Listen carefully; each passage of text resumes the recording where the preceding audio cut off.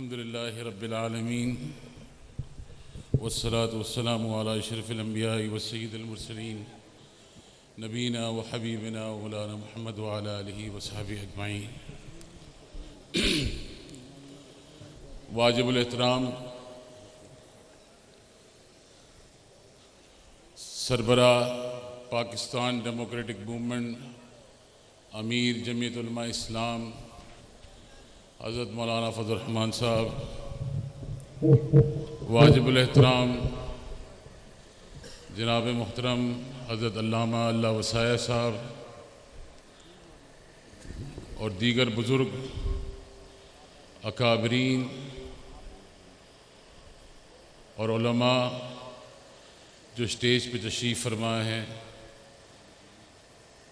और इस स्टेडियम में तशरीफ़ लाए हुए नौजवानों और बुज़ुर्गों, अस्सलामु अलैकुम रहमतुल्लाहि व बरकातुहू।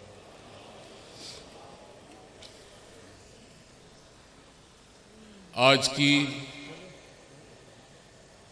इस अज़ीमुश्शान ख़त्म नबूवत कॉन्फ्रेंस पर यकीनन आपको उन सब अहबाब को, मुंतज़मीन को जिन्होंने मेहनत करके दिन रात इस स्टेडियम के अंदर इस पुरनूर महफ़िल को सजाया, अल्लाह रब्बुल आलमीन आपकी इन तमाम मेहनतों और काविशों को बारगाह रिसालत में शर्फ़ क़बूलियत अता फ़रमाए। मुझसे कबल बहुत सारे अकाबिर और असलाफ़ ने अपने ईमान अफरोज़ बयान से आप तमाम अहबाब को मुस्तफ़ीज़ किया। यकीनन आज के दिन 7 अक्टूबर को मुल्तान औलिया इकराम के शहर में, जिसको मदीनतुल औलिया कहते हैं, उसकी सरज़मीन पर नबी के ग़ुलाम और शम्अ रिसालत के परवानों ने पूरी आलमी क़ुव्वतों को ये ज़रूर पैगाम दिया होगा कि आपके और हमारे अकाबिर और असलाफ़ ने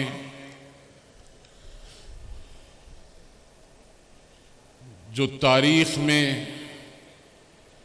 अपनी रकम की 7 सितंबर 1974 उसकी ईमान की हरारत आज भी पाकिस्तान के गयूर मुसलमानों के दिल में उसी तरह बसती है जो आज से 40 साल और 35 साल कबल थी। वही जोश और वही जज्बा और वलवला आज भी उसी तरह मौजूद है और यही वजह है कि पाकिस्तान में इस 70 साल से ज़ायद गुजरने के बावजूद अमेरिका और उसके इत्तेहादी हर दौर में हर 10-10, 15-15 साल के अंदर मुख्तलिफ नामों के साथ मुसलमानों को मंसूब करते हैं।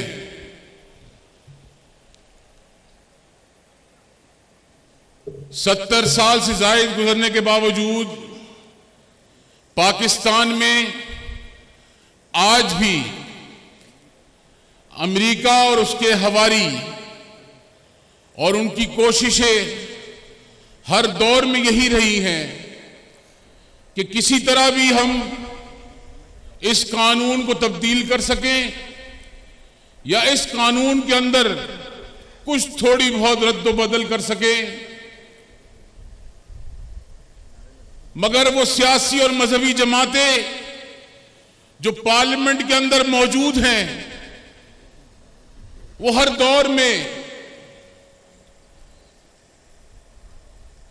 उस अमरीकी इत्तेहादी कुव्वतों के मुकाबले में आकर दीवार की तरह सामने खड़ी हो जाती हैं।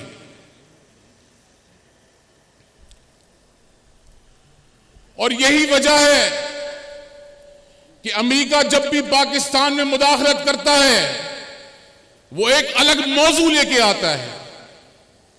70 की दिहाई के अंदर उसका मौजू था कि पाकिस्तान के मुसलमान फंडामेंटलिस्ट हैं।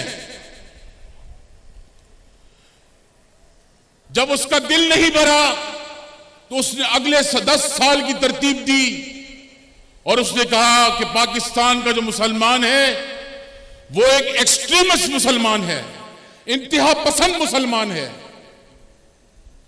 और वो सियासी और मजहबी जमातें जिन्होंने अपने नौजवानों को दस्तबरदार करके उनकी जहन साजी करके मुसल्लह जद्दोजहद पर यकीन ना रखने का फलसफा दिया, आज भी वो इस मकाम पर मौजूद हैं कि वो जमहूरी कुव्वतों के साथ रहते हुए भी पाकिस्तान के इस्लामी जमहूरियत पाकिस्तान के कानून के साथ हरावल दस्ता बन के खड़ी हैं।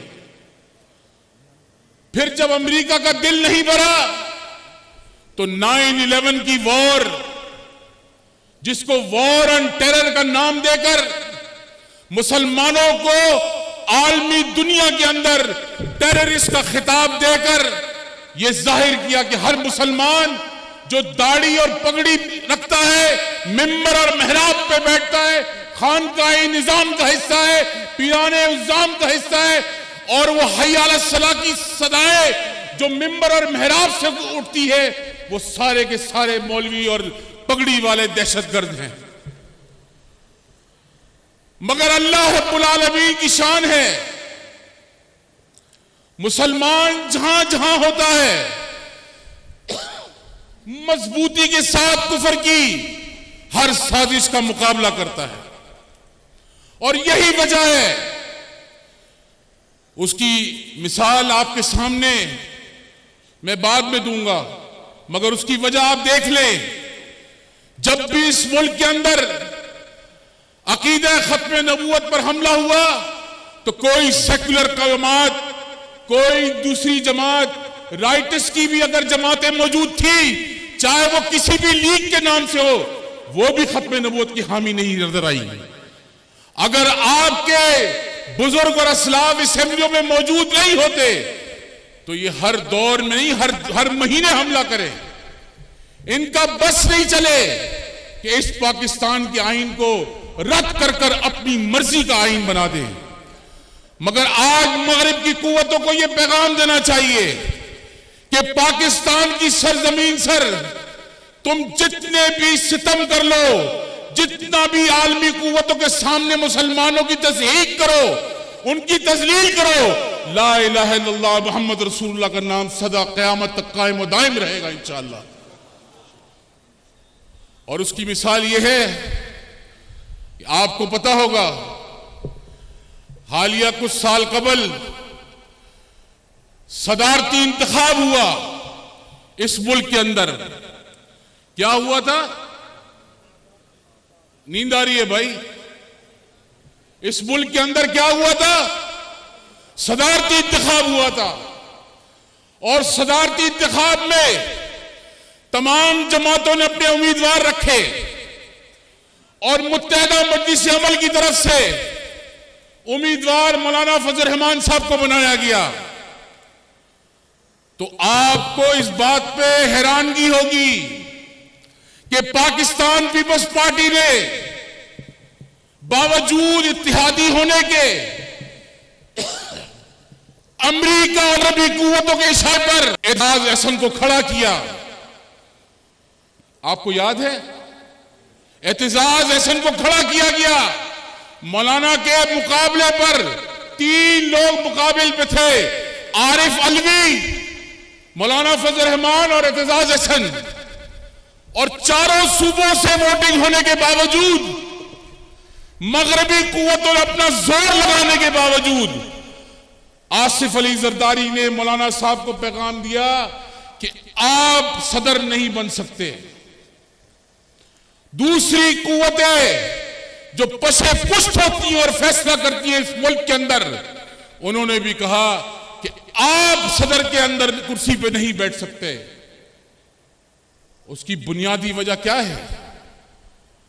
आज भी मगरिब को खौफ है कि जिस तरह 1974 में, 1973 में, 1954 में तमाम मसालिक के लोग, तमाम उलमा और मशाइख जिस यकसुई के साथ इकट्ठे होकर आलमी कुव्वतों को मुकाबला किया, कहीं ऐसा ना हो ये दाढ़ी वाला अगर ऐवान सदर में बैठ गया तो हमारी जिंदगी आजाब बन जाएंगी।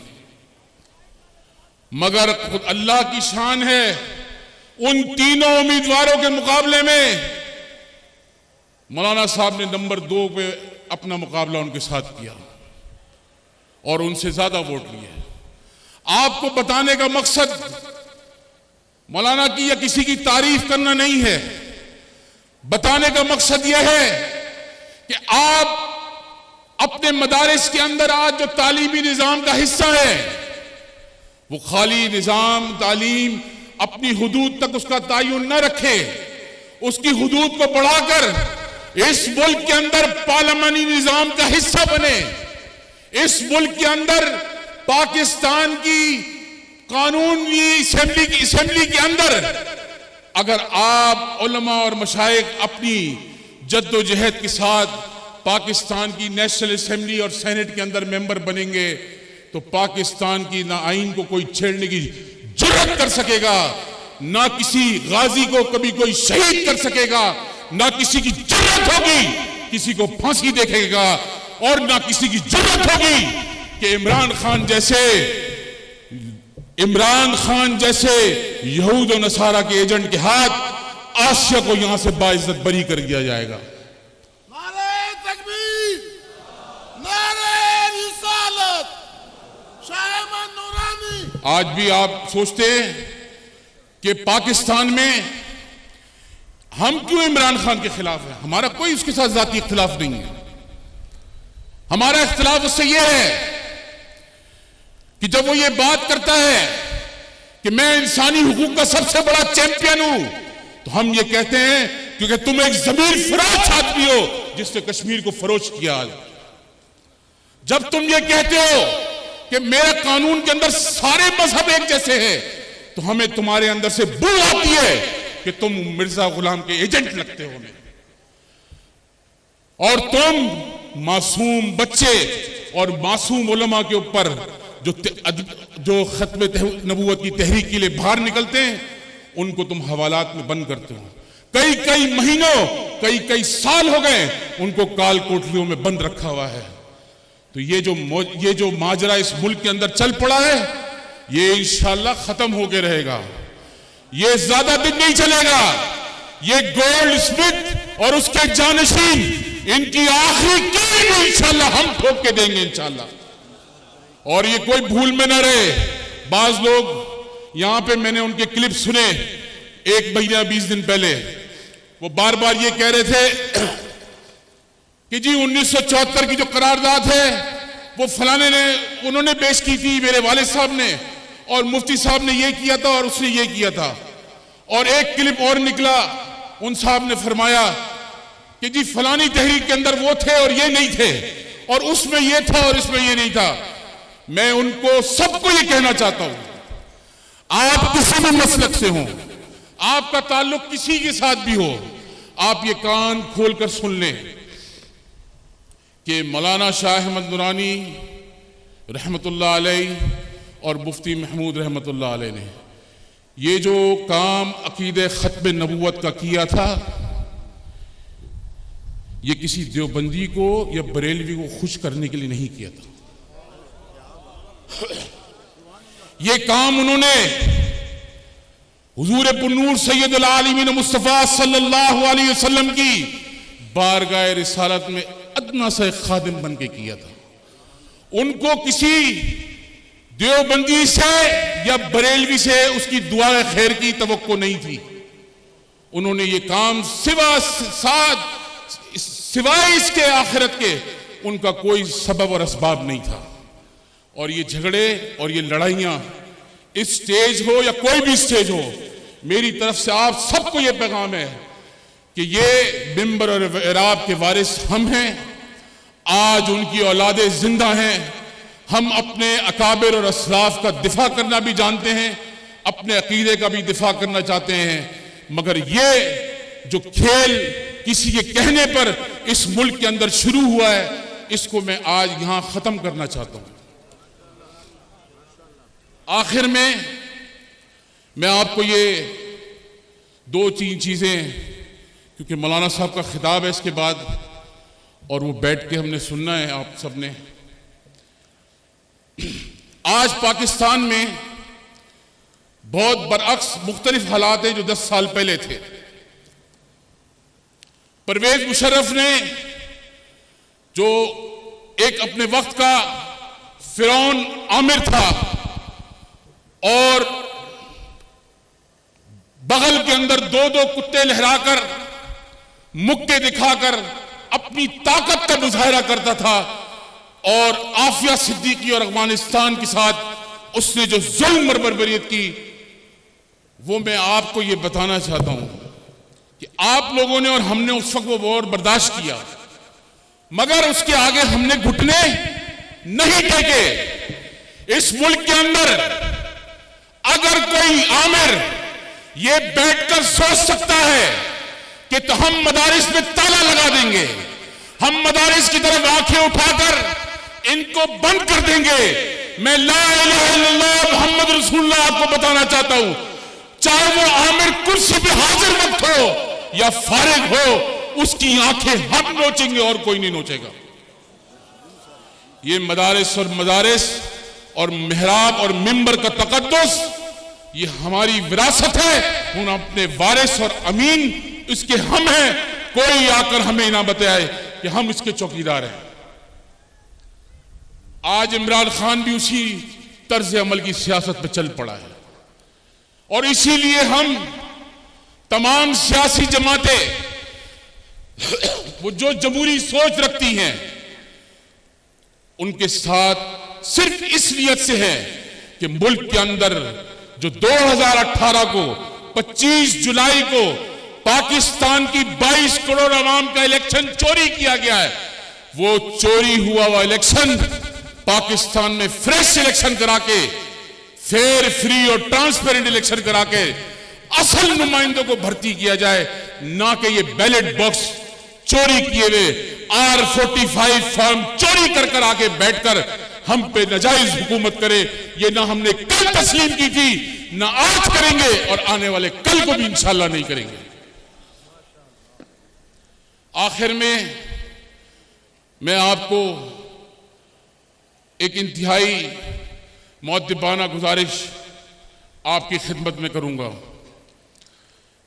बाज लोगों का ख्याल है कि हम पिछले साल 1.5 साल पहले आजादी मार्च कराची से शुरू कर और इस्लामाबाद तक पहुंचे, और ये बात मैं सिर्फ जमीयत उलमा इस्लाम के लिए नहीं कह रहा, मैं ये बात उन तमाम मजहबी और सियासी जमातों के लिए कह रहा हूं जो कभी कभार आड़े टेढ़े भी हो जाते हैं और कभी कभार इधर उधर भटक जाते हैं। मैं उन सबको ये बताना चाहता हूं कि जो आजादी मार्च का काफिला कराची से लेकर इस्लामाबाद के शहर तक पहुंचा, पुरअमन तरीके से लाखों अफराद उस शहर इक़्तिदार में पहुंचे। लोग कभी कभार ये कहते हैं यार उसका क्या फायदा हुआ, नुकसान हो गया, अपने भी और पराई भी, उसका कोई फायदा नहीं हुआ। यार आप लोगों के साथ धोखा हो गया, आप लोगों के साथ आपको ट्रैप कर लिया, आपको बेवकूफ बना दिया। भाई हम इतने नन्हे काके नहीं हैं कि हमें कोई आके बेवकूफ बना जाए। अल्हम्दुलिल्लाह अभी जिन स्कूलों में पढ़ते थे हमारे असलाफ उसके टीचर से ज्यादा बड़े थे, तो हमें कोई इस तरह के सबक ना दे। आपको मैं आज ये बताना चाहता हूं, आपको अंदाजा है कि आजादी मार्च के फवाइद क्या थे? बाज लोग ये सोचते ना यार कोई फायदा नहीं हुआ, ऐसे ही आ गए 20 दिन बैठ के। हालांकि हमने तो वहां पे दुरूद सलाम की महफिल भी पढ़ी, मिलाद की भी महफिल की और हमने बड़ा उसको यकीनन बड़े सुकून और कल्बी सुकून के साथ हमने वो वक्त गुजारा जिसमें हमें इत्मीनान था, हमारा ज़मीर बड़ा इत्मीनान में था कि हम एक अच्छे मकसद के लिए बाहर निकले और हमें कामयाबी नहीं भी हो मगर अल्लाह रब्बुल आलमीन उसको कबूल जरूर फरमाएगा। मगर आप ये सोचें 126 दिन इस मुल्क के अंदर पाकिस्तान से उठाकर लड़कियां डी चौक पे नचाई गई और फिर एक कनाडा से मौलवी साहब को बुलाया गया, उन्होंने डी चौक पर पहुंचकर कफन भी हिलाए और कब्रें भी खोद दी। सारे काम और गलाजत से भरे हुए उस डी चौक पे हुए और पूरी दुनिया के मीडिया ने बताया कि ये इमरान खान का मुंह है और ये उसकी हरकतें हैं। अब आजादी मार्च में जो लोग ये कहते हैं कि फायदा हुआ या नुकसान हुआ, 70 साल की तारीख में जो आपको आलमी दुनिया दहशतगर्द कहती थी, जो आपकी आलमी दुनिया आपको इंतहा पसंद एक्सट्रीमिस्ट कहती थी, उसने ये कबूल किया कि इतने दिन गुजरने के बावजूद एक पत्ता इस दाढ़ी और पगड़ी वाले से हिला नहीं। पूरी बीबीसी ने, पूरी सीएनएन ने दिखाया कि तमाम वो लाखों बच्चे और उलमा और मशाइख वहां पर बैठे हैं आजादी मार्च के ऊपर धरना देकर, एक किसी बच्चे को, किसी आदमी को नुकसान नहीं हुआ।